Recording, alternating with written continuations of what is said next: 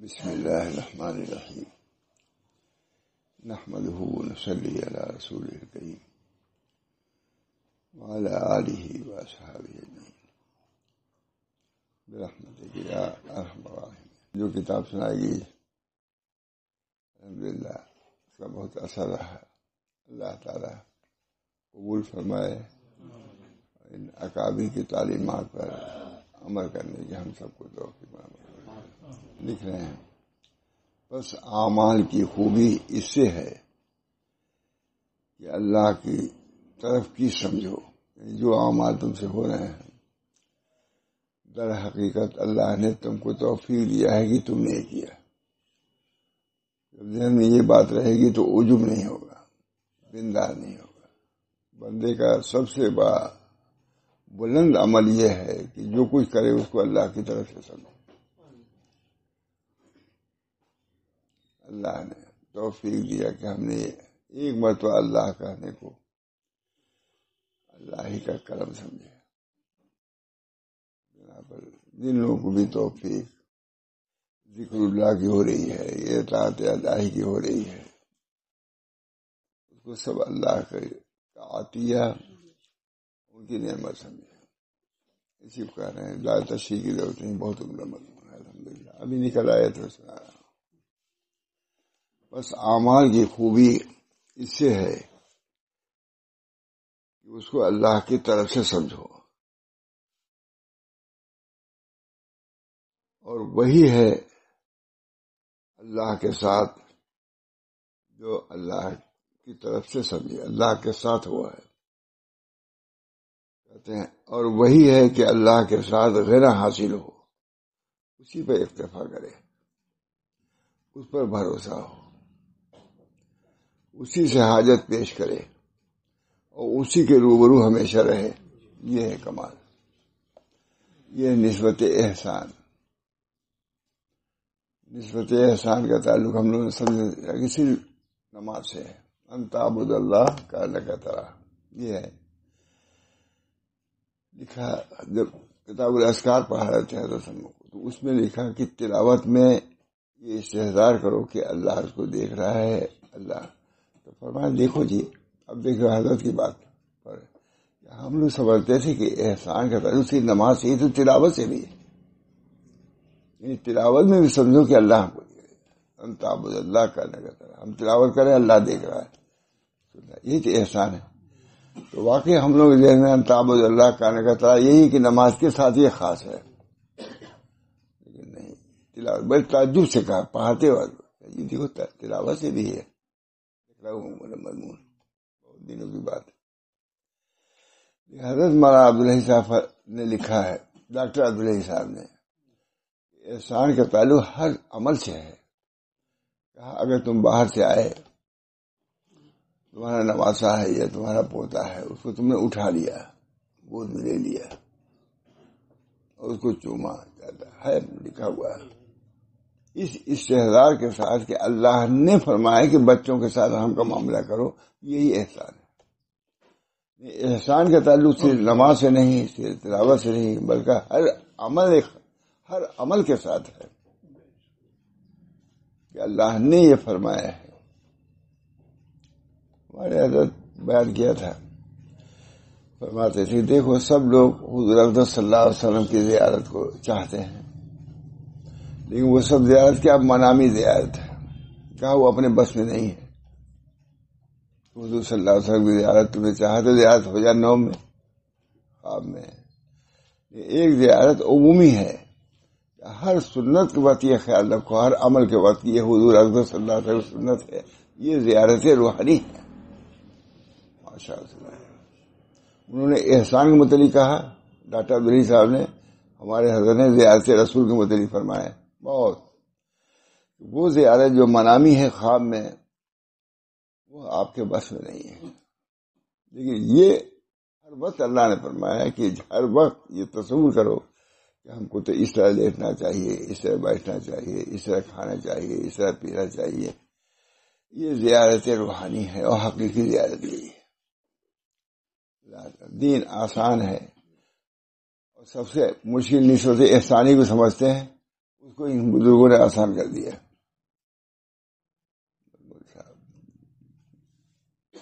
اللہ تعالیٰ توفیق دینا. بہت اچھا لکھ بھی رہے ہیں. اعمال کی خوبی اس سے ہے، اعمال کی خوبی اس سے ہے کہ اللہ کی طرف سے سمجھو. اعمال کے اندر خوبی کہ اللہ نے دیا ہے تو اس کی برکت اب آ جائے گی، اور وہی ہے اللہ کے ساتھ، اور وہی ہے کہ اللہ کے ساتھ غنا حاصل ہو. اللہ لکھ رہے ہیں اسی پہ اکتفا کرو، اسی پہ بھروسہ کرو، یہ بہت بڑی ہے. اسی سے حاجت پیش کرے، غنا اسی سے طلب کرو. وہ غنی ہے تو غنا بھی انہی سے طلب کرو. اس پر بھروسہ ہو، اسی سے حاجت پیش کرے، اسی کے روبرو ہمیشہ رہے. دیکھ رہا ہے یہ سب صبرے اسی کے ہیں کہ اللہ کی طرف سے سب، اللہ کی طرف کی سمجھ ہوگی تھی سب آسان. اور ورع کو اپنے نفس میں اوصاف سے زیادہ ڈھونڈا کر ورع ہو آسائی، اور مخلوق سے اعتماد رکھنے سے پاک ہو. یہ طریقہ کوئی مشکل نہیں ہے. اللہ تعالیٰ توفیق دے، کچھ مشکل نہیں. اور ورع کو اپنے نفس میں اور اوصاف سے زیادہ ڈھونڈا کر، اور اوصاف سے تانی تجمہ، اور مخلوق سے اعتماد رکھنے سے پاک رہو. کیونکہ طعم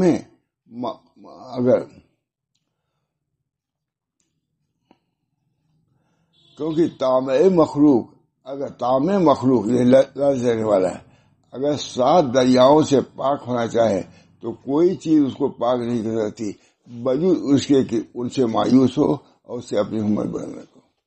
طمع جب آ گیا اللہ کو، اتنی گندگی ہے کہ 7 سمندر دھو گی جا پاک نہیں ہوگا. واقعہ بہت مشہور ہے، بہت سناتے تھے حضرت کہ دلی میں ایک نالا تھا کوئی، تو اس پر کوئی پگڑنی سے رکھ دیتے ہیں کہ اسے پار.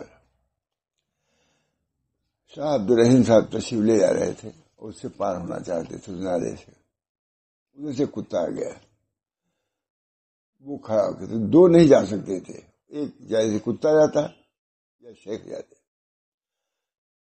شیخ رکے، یہ تو کتا ہے، اگر یہ نالے کے اندر گر بھی جائے گا تو کیا اس کا ہوتا ہے؟ میں اگر نالے میں گرا تو ناپاک ہو جاؤں گا، دھونا پڑے گا، اس کو کرنا پڑے گا. بس وہ تو فرشتے اللہ کی طرف سے کہا سن عبدالرحیم، میں اگر گروں گا تو واقعی پاک کر دیں گے، لیکن تم اگر تکبر میں مبتلا ہوئے تو 7 سمندر دھوگے تبھی پاک نہیں ہوگے. مجھ سے اگر تم نے بہتر سمجھا اپنے کو تو طریقے اہم چیزوں میں سے ہے کہ تم گھر سے نکلو تو کسی کو اپنے سے کمتر نہ سمجھنا، مگر سب سے کمتر. لکھا کتابوں میں ہے، کوئی مخلوق تم سے کمتر نہیں، تم کمتر. جتنا یہ استحضار ہوگا اتنی ترقی ہوگی. آج باقی میں مستثنا نہیں کرتا، لیکن بہت کیوں تو جگہ جگہ ہے، کوئی جھگڑا نہیں کیا کسی بات میں. ہر جگہ ہم لوگ دلیل ہے، یہ اپنے نفس کے اعتبار سے عزیز ہے. تم کو کون پوچھتا ہے؟ اللہ کے ہمیں وہی پوچھا جائے گا جو اپنے کو نیست کر کے جائے گا. نیستی ببولی گربلہ نیستی، آئینہ ہستی چباشد نیستی، آئینہ ہستی چباشد نیستی، نیستی ببولی گربلہ. بنیاد ہے تصوف کی یہ شعر. آئینہ ہستی چباشد نیستی، نیستی ببودی گربلہ. نیستی اگر بیوقوف نہیں ہو اللہ کے سامنے تمہاری کیا حقیقت ہے؟ ایک معمولی آدمی بھی کوئی تواضع بات مقابلے میں نہیں کہتا. بات کری کیا ہو، اور اس کو بہت سمجھتے ہیں کہ یہ خودی ہے اور یہ کچھ نہیں ہے. خدا کے ساتھ خودی مت آؤ. خدا اور خودی جمع نہیں ہو سکتی، خدا اور ہوا جمع نہیں ہو سکتا. ہوا اللہ ہم سب کو عمل کی توفیق دے. اسی کے سامنے ہمیشہ رہے، اور یہ سب سبرے اسی کے ہیں کہ اللہ کی طرف کی سمجھے جو کچھ ہے، اور ورا کو اپنے نفس میں اور سبسا سے زیادہ ڈھونڈا کرو، ورا ہے کہ نہیں، اور مخلوق سے تمہارا رکھنے سے پاک رہو، کیونکہ طعام مخلوق اگر 7 دریاؤں سے چھپ بنے گا، 7 دریاؤں سے پاک ہونا چاہے تو کوئی چیز اس کو پاک نہیں کر سکتی، وجود سے کہ ان سے مایوس ہو اور ان سے اپنی ہمت بلند رکھے۔ حضرت علی رضی اللہ تعالیٰ نے بصرہ میں تشریف لائے اور جامع مسجد میں آ کر واعظوں کو دیکھا کہ واعظ کر رہا ہے، سب کو اٹھا دیا۔ حضرت علی رضی اللہ واعظ کر رہے ہو، یہاں تک کہ حسن بس اٹھا دیا، تم واعظ کر رہے ہو، تم عربی ہو کہ نہیں، یہی اٹھا دیا، اٹھو۔ اب کسی کو اٹھا کے دیکھیے کیا ہوگا۔ حضرت علی اس وقت خلیفۃ المسلمین تھے۔ باطن کی تعلیم لکھا ہوا ہے کہ جتنے خلفاء ہوئے ہیں، جو انہوں نے جو بیعت لی ہے، صرف بیعت سلطنت نہیں لی ہے بلکہ بیعت طریقت بھی لی ہے۔ ابو بکر صدیق نے جو بیعت کیا ہے تمام صحابہ تھے، تو صرف بیعت سلطنت نہیں بلکہ بیعت طریقت بھی لی ہے، ان سے بھی سلسلہ چلا ہے۔ عیاشی فحاشی کے لیے نہیں لیا تھا، آرام کرنے کے لیے طریقت۔ ابو بکر صدیق نے باقاعدہ تلقین کی ہے ذکر اللہ کی، کلمہ طیبہ کی تلقین کیا ہے۔ شاہ ولی اللہ صاحب لکھے ہیں کہ تصوف صوفیہ کے سردار ابو بکر صدیق ہے، انہوں نے بنیاد رکھی ہے طریقت کی، ابو بکر صدیق۔ تبھی تو سلسلہ نقشبندیہ بہت کہتے ہیں ہم لوگ، بہت اعلیٰ عرفہ ابو بکر صدیق سے، حالانکہ جتنے سلسلے سب ان تک پہنچتے ہیں۔ حضرت علی ہے ہم لوگوں کے، انہوں نے عثمان سے جو بیعت کیا بیعت طریقت بھی کیا ہے، انہوں نے حضرت ابو صدیق سے کیا تو بیعت طریقت۔ ہم لوگ طریقت میں نہیں داخل ہو گئے، ہم لوگ علی تک رہیں گے، ہم لوگ بھی داخل ہے طریقت۔ جو چشتی وہ سب نقشبندی بھی ہیں، اور کیا غلطی سب ترجمانی کرتے رہتے ان کے چند غیر محقق لوگ سب ابو بکر صدیق تک پہنچتے ہیں۔ جب بیعت طریقت ہے تو علی نے بھی جو بیعت کیا حضرت عثمان سے، عثمان نے ان سے، حضرت تو سلسلہ ہو گیا کہ نہیں ہو گیا، اٹھا دیا۔ یہاں تک کہ حسن بصری کے پاس تشریف لائے اور فرمائے کہ اے نوجوان، میں تجھ سے ایک بات پوچھنا چاہتا ہوں، اگر جواب دے دے تو تجھے رہنے دوں گا اور نہیں نکال دوں گا، بات نہیں کرنے دوں گا۔ حضرت علی نے کہا اے جوان، سعید الطائفہ ہے وہ، حضرت حسن بصری معمولی آدمی تھوڑے نا، لیکن اس وقت اگر جواب دے دیا تو تجھے رہ دوں گا، نہیں تو تجھے بھی اٹھا دوں گا، جیسا کہ تم کو اوروں کو اٹھا دیا ہے۔ حضرت علی نے ان پر کچھ آثار رشد دیکھے تھے، دیکھ لیا تھا چہرے سے کہ بڑا آدمی ہونے والا ہے حسن بصری۔ حضرت حسن نے آج کیا پوچھیے، وہ بھی مطمئن ہو گئے کہ پوچھیے کیا، جو آپ کا جی چاہے، یہ بھی کہہ دیا جو جی چاہے پوچھیے۔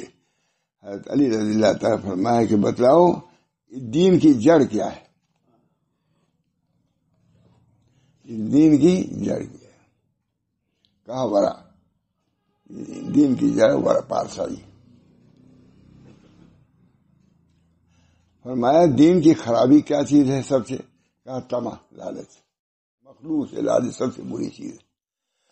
اللہ سے اپنے دل کو لگا لینا، انہیں سے امید رکھنا، یہ سب سے بہتر چیز ہے، اور مخلوق سے تمہیں رکھنا یہ سب سے بری چیز ہے۔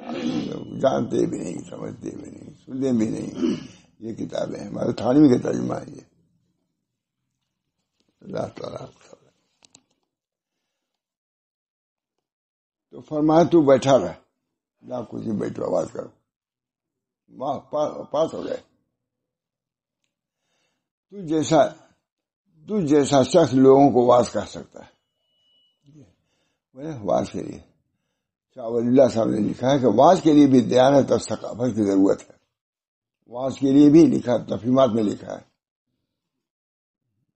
واز کے لیے بھی صرف شیخوخت کے لیے نہیں بلکہ واز کہنے کے لیے بھی، کیونکہ واز ہے خدا اور بندوں کے درمیان واسطہ، اس وقت وہ ہے اللہ کے دین کی وہ ترجمانی کر رہا ہے، اس کو بھی سمجھ کے ترجمانی کرنا چاہیے۔ یہ کرسی بھی، واز کی کرسی بھی یہ رسول اللہ صلی اللہ علیہ وسلم کی کرسی ہے۔ ہم آپ جو بھی بیٹھتے ہیں وراثتاً و نیابتاً بیٹھتے ہیں، اصالتاً نہیں بیٹھتے۔ ہر کی بجائے نشست مردمہ بوے متوجہ شدن پورا ہما بات کر کے انبیاء علیہ الصلوۃ والسلام کردن۔ جو شخص کسی منصب پر بیٹھا، منصب اس کا در حقیقت نہیں ہے، وہ رسول کا منصب ہے۔ جو شخص کرسی پہ بیٹھا، لوگ اس کی طرف متوجہ ہوئے تو اس کو وہی کرنا چاہیے جو انبیاء نے کیا ہے، اس کو ترجمانی غیروں کی نہیں کرنی ہے، انبیاء کی کرنی ہے، کیونکہ کرسی ان کی ہے۔ میں نے اپنے شیخ ابو العباس رحمہ اللہ سے سنا ہے، فرماتے تھے کہ میں اوائل زمانے میں حدود اسکندریہ میں تھا، ملک ہے، کسی شناسا کے پاس جا کر کوئی چیز آدھے درہم کو خریدی، وہاں جا کر کے آدھے درہم میں کوئی چیز خریدی۔ پھر میں نے دین کی سلامتی اس کے کہتے ہیں خریدی۔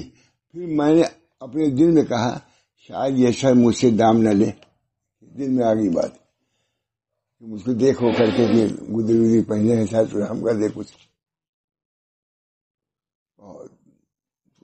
بہت دیکھا بارہ میں۔ پھر میں نے اپنے دل میں کہا کہ شاید یہ شاید مجھ سے دام نہ لے۔ اسی وقت ایک خاطب نے آواز دی کہ دین کی سلامت اس میں ہے کہ مخلوق سے تمنا رکھو۔ ہوتا ہے خیر کہ سر ہم سے اب کپڑا خریدے گئے، یہ گئے، بہت دیر میں کتنا آ جاتا ہے کہ شادی نرم کر دے، کچھ سستا کر دے، ہوتا کہ نہیں؟ ایک خیال ہے کہ شاید کہ یہ کچھ ہمارے ساتھ نرمی کرے اور کچھ معاف کر دے۔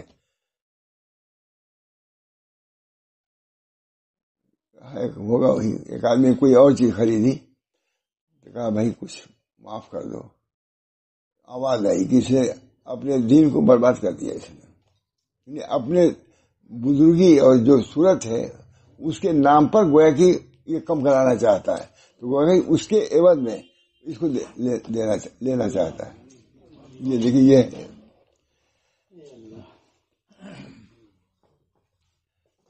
بہت ہمارے بزرگوں کے بعد تھانوی کے عبد الغنی صاحب کو ملتا ہے۔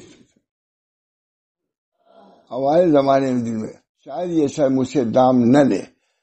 اسی وقت حاطب نے آواز دی دین کی سلامتی اسی میں ہے کہ مخلوق سے تمنا رکھی جائے۔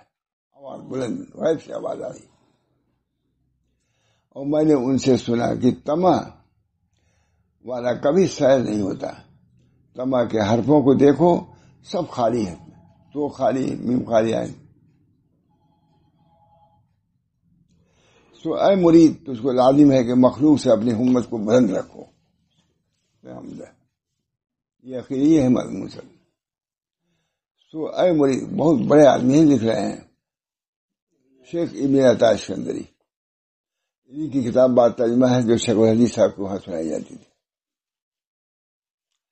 سو اے مرید، تجھ کو لازم ہے کہ مخلوق سے اپنی ہمت کو بلند رکھ، اور مقدمے رزق میں ان کے سامنے درخواست مت پیش کر، کیونکہ وہ تیرے وجود سے پہلے قسمت میں لکھا جا چکا ہے، اور تیرے ظہور سے پہلے ثابت ہو چکا ہے۔ اب کیا کرتے ہو؟ اور ایک بزرگ کا مقولہ سن کہ ایک مرد آدمی جو چیز تیری داڑھوں کے چبانے کے لیے مقدر ہو چکی ہے، وہ داڑھیں ضرور تم کو چبائیں گی، یعنی جس کی جننا ہے وہ منہ میں آئے گا، وہ اس کو کوئی چھین نہیں سکتا۔ سو کم بختی ہمارے، اس کو عزت سے کھا، وہ تو آئے گی، روزی آئے گی، تم کو چبانا ہے، پیڑ میں ڈانا ہے، تو اس کو عزت سے لے جاؤ، اس کو عزت سے کھا، ذلت سے مت کھا۔ جاننا چاہیے کہ جو اللہ کا پہچانے، جو اللہ کو پہچانے گا، اللہ ہم لوگوں کو سب دولت نصیب فرمائے. الاحسان ان تعبد اللہ.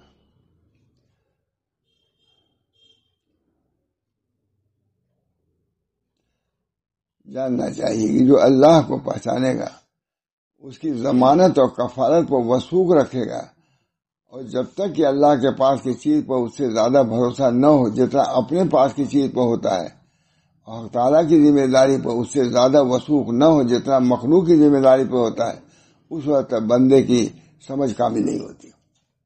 اللہ پر زیادہ وثوق یا اپنے اوپر وثوق، اس وقت بندے کی سمجھ کامل نہیں ہوتی. اور جاہل ہونے کے لیے یہی بہت ہے کہ یہ حالت نہ ہو. اللہ پر بھروسہ نہ ہونا یہ جاہل ہونے کی علامت ہے. کسی شخص نے ایک آدمی کا جو کہ عارف تھا دیکھا، اور کسی شخص نے ایک آدمی کو جو کہ عارف تھا دیکھا کہ ہر وقت جامع مسجد میں رہتا ہے، باہر نہیں رہتا. یہ قصہ ہم نے حضرت سے بھی جامع صلی اللہ، لیکن دوسرے انداز تھا. لیکن اب یہی سب حضرت حالی سے سنے رہے ہوں گے تو بیان کرتے رہتے تھے، لیکن حضرت کے سامنے ساری کبھی کتاب نہیں آئی ہوئی، اب چھپی. اور کسی شخص نے ایک آدمی کو جو کہ عارف تھا دیکھا، ہر وقت جامع مسجد میں رہتا ہے، باہر نہیں جاتا. اس شخص نے اس کی پابندی سے تعجب کیا اور اپنے دل میں سوچا کہ یہ کہاں سے کھاتا ہے. جامع مسجد میں بیٹھا رہتا ہے، کھاتا کہاں سے؟ وہ عارف اس شخص کے خطرے پر مطلع ہو گیا کہ میری طرف سے اس کو شبہ ہو رہا ہے. وہ عارف اس شخص کے خطرے پر مطلع ہو کر ایک روز اس سے پوچھنے لگا کہ تو کہاں سے کھاتا ہے؟ اس شخص نے کہا کہ میرا کوئی دوست یہودی ہے، اس نے مجھ سے 2 روٹی روزانہ کا وعدہ کیا ہے، وہ دے جاتا ہے. اس عارف نے کہا اے غریب، تو نے اپنے لیے ایک یہودی کے وعدے پر وثوق کیا. انہوں نے کہا یہ شبہ ہوا تو انہوں نے خود کہا تو کہاں سے کھاتا ہے؟ یہ سمجھ گیا، اس کو شبہ ہوا کہ یہ کہاں سے کھاتا ہے، جامع مسجد میں رہتا ہے. تو اس نے پوچھا، امام نے جو رہتا تھا کہ تو کہاں سے کھاتا ہے، اس کے پوچھنے سے پہلے انہوں نے پوچھا تو کہاں سے کھاتا ہے. دیکھیے آپ لوگوں برکت سے. اس شخص نے کہا میرا کوئی دوست یہودی ہے، اس نے مجھ سے 2 روٹی روزانہ کا وعدہ کیا ہے، وہ دے جاتا ہے. اس عارف نے کہا کہ اے غریب، تو نے اپنے لیے ایک یہودی کے وعدے پر وثوق کیا اور میرے لیے اللہ تعالیٰ کا وثوق نہیں ہے. تم ایک یہودی پر وثوق کرتے ہیں کہ 2 روٹی آ کے دے جائے گا، میرے متعلق تم کو کیا ہے؟ تو نہیں خیال کرتا کہ اللہ رب العزت مجھ کو دے گا؟ اور میرے لیے اللہ تعالیٰ کے وعدے پر وثوق نہیں کیا، حالانکہ اس کا ایسا سچا وعدہ ہے جو کبھی خلاف نہیں ہوتا. اللہ تعالیٰ فرماتا ہے وَمَا مِن دَابَّةٍ فِي الْأَرْضِ إِلَّا عَلَى اللَّهِ رِزْقُهَا وَيَعْلَمُ مُسْتَقَرَّهَا وَمُسْتَوْدَاهَا. وہ شخص فرما کے چلا گیا. کسی اور بزرگ کا قصہ ہے کہ چند روز کسی امام کے پیچھے نماز، یہ واقعہ سناتے رہے. کسی اور بزرگ کا قصہ ہے کہ چند روز کسی امام کے پیچھے نماز پڑھتے رہے. امام کو ان کے ہر وقت مسجد میں بیٹھے رہنے اور اسباب کے چھوڑنے سے تعجب ہوا. یہی رہتا ہے کھاتا ہے. پوچھا کہ تم کہاں سے کھاتے ہو؟ انہوں نے کہا ذرا ٹھہر جا، میں پہلے اپنی نمازیں لوٹا لوں، تمہارے پیچھے یہی نماز پڑھی ہے دوہرا لوں تب اس کا جواب دوں گا، پھر بتلاؤں گا. کیونکہ میں ایسے شخص کے پیچھے نماز پڑھنا نہیں چاہتا جو اللہ کے وعدے میں شک کرتا ہے. اللہ کا وعدہ ہے کہ میں روزی دوں گا، تم کو صبح ہے کہ میں کہاں سے کہتا ہوں اللہ دے. یہ سمجھ گیا؟ یہ لوٹا دو، پھر بتلاؤں، پہلے نماز قضا کر لوں، تمہارے پیچھے جو پڑھا نماز ہی میری نہیں ہوئی، پھر بتلاؤں گا. کیونکہ میں ایسے شخص کے پیچھے نماز پڑھنا نہیں چاہتا جو اللہ کے بارے میں شک رکھتا ہوں. اور حکایتیں اس بارے میں بہت ہے. پڑھ کر کے اس کے جواب بھی نہیں دیا، کہا ایسے پیچھے نماز پڑھوں گا نہیں، جو پڑھی اس کی قضا کی ہے. کسی نے حضرت علی رضی اللہ تعالیٰ عنہ سے پوچھا اگر کسی شخص کو ایک کوٹھری میں بند کر کے اوپر سے گارا لیس کر دیا جائے تو اس کا رزق کہاں سے آئے گا؟ تو ہے اللہ تعالیٰ. فرمایا رزق وہاں سے آئے گا جہاں سے موت آئے گی. موت جائے گی اسے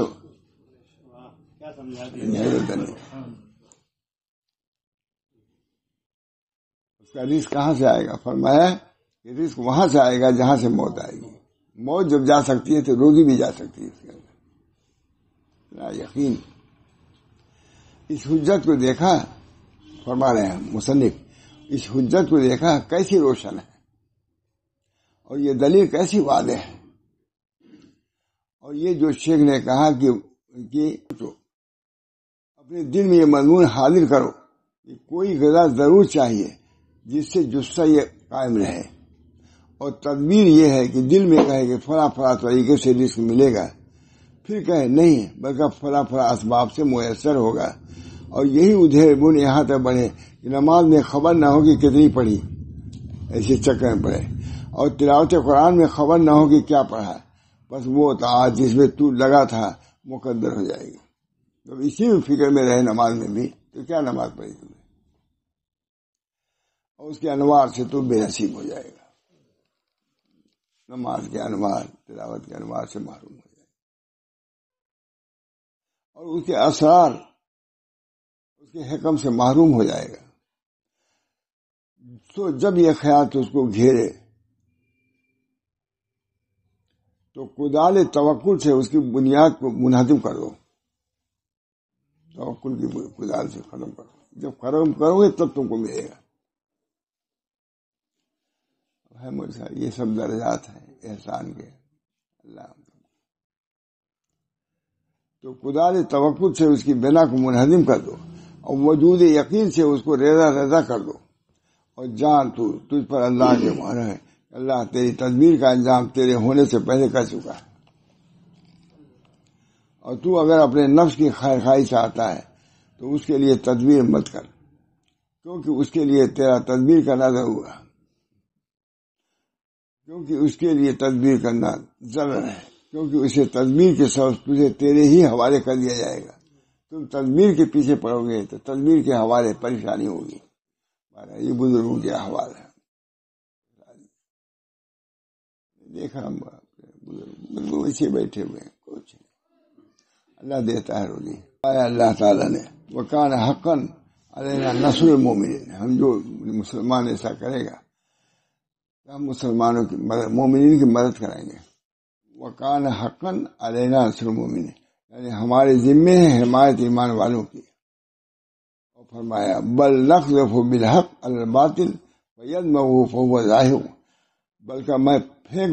بلکہ ہم پھینک مارتے ہیں حق کو ناحق پر، بس وہ ان کا بھیجا نکال دیتا ہے پھر بچاتے ہیں. قرآن کا ہے. یعنی جب فکر آخر لے آتے ہیں تو فکر دنیا کو ختم ہی کر دیتے ہیں. بہت حضرت ہمارے پورا مسئلہ اس پر ہے. دوسرا انداز دوسرا ہے. یہ جو شیخ نے کہا کہ بعد حصول کے حرص و بخل سے بچا، سو یہ دونوں عوارض بعد حصول کے ہیں، اور یہ دونوں ذوف یقین و بے اطمینانی سے پیدا ہوتے ہیں. اس میں حرص و بخل واقع ہوتے ہیں. حق تعالیٰ نے اپنے کلام میں فرمایا من یوق شح نفسہ فاولئک هم المفلحون. شو سے قرآن کہہ رہا ہے یہ جو شخص حرص سے محفوظ رہا ایسے ہی لوگ فلاح پانے والے ہیں. من یوق شح نفسہ فاولئک هم المفلحون. مجھے کم سے کم جانے تب تو اللہ ہی سے دعا کرے گا کہ اللہ تعالیٰ حرص سے تما سے ہم کو محفوظ رکھے. جانتے ہی نہیں تو نہ پناہ مانگے گا نہ دعا کرے گا. یہ کتابیں ابھارنے والی ہیں، حق پر طریق پر چلانے والی ہیں کتابیں. ومن یوق شح نفسہ فاولئک هم، یہ خدا کہہ رہا ہے جو شخص حرص سے محفوظ رہا ایسے ہی لوگ فلاح پانے والے ہیں. یہ بھی ہے اس کتاب میں، اس کو لیا ہوا ہے اس کتاب میں شح کو بھی. ومن یوق شح نفسہ، یعنی جو شخص حرص سے محفوظ رہا ایسے ہی لوگ فلاح پانے والے ہیں. اس سے مفہوم ہوا کہ صاحب شح کو فلاح نہیں، صاحب حرص یعنی اس کو نور نہیں، اور فلاح نور کو کہتے ہیں. اللہ تعالیٰ منافقین کے بارے میں فرمایا اولئک هم یؤمنون فاحبط اللہ اعمالهم، یعنی وہ لوگ مال پر حریص ہیں جو انہیں ایمان نہیں لائے، بس اکارث کر دیا اللہ نے ان کے کام. وہی بھی ہے ومن یبخل فانما یبخل عن نفسہ، یعنی جو بخل کرتا ہے وہ حقیقت میں اپنے سے بخل کرتا ہے. مہاراج اس طریقے سے بہت سی باتیں لکھتے ہی چلے جا رہے ہیں. نوافل کے بارے میں ذرا سا سنا دیتا ہوں. جان تو مضمون ختم ہو گیا. دوسرا پڑھنا ہے. جان تو اللہ تعالیٰ تجھ پر رحم کرے. جان تو اللہ تجھ پر رحم کرے کہ ہم نے واجبات کو غور کر کے دیکھا تو معلوم ہوا کہ حق سبحانہ و تعالیٰ نے جتنی عبادتیں واجب کی ہیں انہی کے جن سے کوئی نفل بھی مقرر کی ہے. واجب نفل بھی کی تاکہ اس نفل سے اس قلیل کا تدارک ہو جائے. فرض نماز ہے کون ادا کر سکتا ہے جیسا حق ہے, تو واجب 2 کا نفل 4 کا نفل کر دیا تاکہ جو کمی رہ گئی اس سے پوری ہو جائے. یہ مشہور چیز ہے. انہوں نے بڑے اچھے کہتے ہیں جان اللہ تعالیٰ تجھ پر رحم کرے کہ ہم نے واجبات کو غور کے دیکھا تو معلوم ہوا کہ حق سبحانہ و تعالیٰ نے جتنی عبادتیں واجب کی ہیں انہی کی جن سے کوئی نفل بھی مقرر کی ہے تاکہ اس نفل سے اس قلیل کا تدارک ہو جائے. 2 رکعت پڑھ سنت بھی 2 پڑھ لو. 2 رکعت سنت واجب ہے 2 رکعت نفل پڑھ لو. جو کمی ہے انشاءاللہ پوری ہو جائے گی. جو ارادے واجب میں مکلف ہو اسی طرح حدیث میں آیا ہے کہ اول بندے کو فرض نماز کو دیکھا جائے گا, اگر اس میں کوئی نقصان ہوا تو نوافل سے اس کی تکمیل کر دی جائے گی. اس کو خوب سمجھ لے. اب 2 رکعت نفل کچھ اہمیت ہو جائے گی نہیں, نوافل سے اس کی تکمیل ہے. اس کو خوب سمجھ لے. اللہ تجھ پر رحم فرمائے اور صرف اسی عمل پر اکتفا کر جو اللہ نے تجھ پر فرض کیا ہے نہ کر, بلکہ تجھ میں ایک مستعد کرنے والا محبت بھی ہونی چاہیے جو اس عمل پر تیرے متوجہ ہونے کا باعث ہو کہ اللہ تعالیٰ نے جو چیز تم پر واجب نہیں فرمائی اس میں تم کچھ کر لو.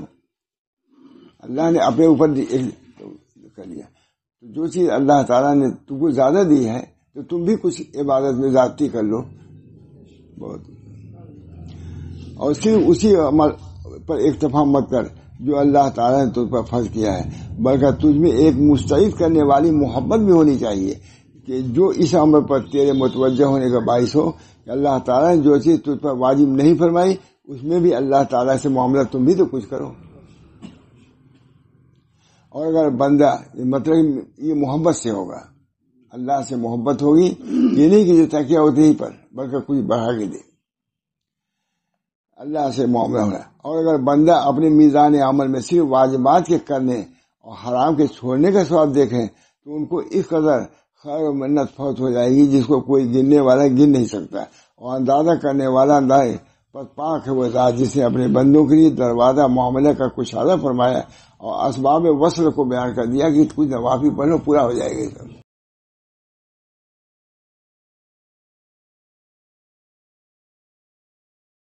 اور جاننا چاہیے کہ حق تعالیٰ کو معلوم ہے کہ میرے بندوں میں کم ہمت بہت ہے, اور ہمت والے بھی کہتے ہیں میرے بندوں میں کم ہمت والے بھی ہیں اور ہمت والے بھی ہیں. انہیں واجبات کو واجب کیا اور حرام کو بیان کیا.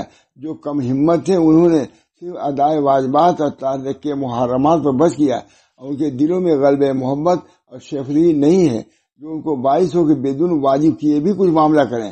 تو ان کی مثال ایسے غلام کسی ہے جس کا حال مالک کو معلوم ہے کہ اگر اس پر خراج مقرر نہ کروں گا یہ کچھ نہیں لائے گا. یہ فرض کیا تاکہ فرض تو ادا کریے, ایسا ہے. اسی واسطے حق تعالیٰ نے اورات کو موقت فرمایا اور اعمال عبودیت کو مؤخر کیا, اور طلوع و غروب و زوال اور سائے کے برابر ہونے سے نماز کے اوقات بتلائے, اور نقد اور تجارت اور معاشی میں جو مال بڑھتا اس میں سال گزار مقرر کیا, اور کھیتی میں پیداوار اس وقت حق ہوئی اور وہاں شادی اتنے ہی تو کر لے بہت ہے. یعنی یہ نہیں کہ سب پر کر دیا. معلوم ہے کہ اللہ تعالیٰ نے جو ہم پر اعمال مقرر کیے ہیں ہمارے سہولت کے لیے کہ اتنا تو کر لے گا, اور اگر اس سے زیادہ کر لے محمد ظاہر ہے کہ حدیث میں آتا ہے کہ بندہ فرائض سے قرب حاصل کرتا جاتا ہے. بہت مشہور حدیث ہے. قرب فرائض نوافل سے قرب حاصل کرتا ہے, یہاں تک وہ اس مقام پر پہنچ جاتا ہے کہ میں اس کی زبان ہوتا ہوں, میری زبان سے وہ بولتا ہے. لیکن نوافل قرب فرائض اور قرب نوافل جب جمع ہوتے ہیں تو یہ درجہ اس کو ملتا ہے قرب فرائض. صرف نوافل اگر کوئی ادا کرے فرائض کو کچھ نہیں ملے گا. وہ قرب نوافل اسی صورت بڑی بہت طویل بہت سارے کی 50 صفحے میں ایک پڑھا ہے جو آیا قرب فرائض قرب نوافل بہت بات کیا ہے. معلوم کہ حضرت نے فرمایا کہ بھائی قرب اگر نوافل تمہارے پاس ہے قرب فرائض اگر نہیں ہے تو کچھ نہیں ملے گا. اور قرب فرائض کے بعد قرب نوافل کا درجہ اسی صورت میں ہے جب فرائض تم ادا کرو گے. اس پر ثابت کیا یہ کہ بہت سے لوگ کہتے ہیں ہم یہ پڑھتے نہیں، فرائض کو پڑھنا تمہارے ضروری. اللہ تعالی ہم سب لوگوں کو دے رہی ہے، اللہ تعالی ہم سب لوگوں کو طریق کو سمجھنے کی اخلاقیات کی طرف سے بھی اور وظائف کے طریقے سے بھی باطنی کیفیات کے اعتبار سے بھی اللہ تعالی ہم سب لوگوں کو اعتدال پر رکھے اور وہ قلب دے جو اللہ کے کا پسندیدہ ہو. وہ قلب وہی جس میں اللہ کی محبت ہو، اللہ کا تعلق نسبت ہو. اس کی کوشش ہم سب کو بزرگان دین کے لیے کہ یہاں لوگ جاتے تھے. اب کیا سوال ہے، اسی لیے جاتے تھے تکمیل ایمان. نے لکھا ہے کہ جس طرح ایمان ضروری ہے اسی تکمیل ایمان بھی ضروری ہے. تو حضرت بہت خوش ہو گئے کہ بزرگوں کے جانے کی اور وجہ تکمیل ایمان کسی نے کہا ہے. جتنا یہ حضرت صاحب کے جو لوگ جاتے تھے ایمان کی تکمیل کے لیے جاتے تھے.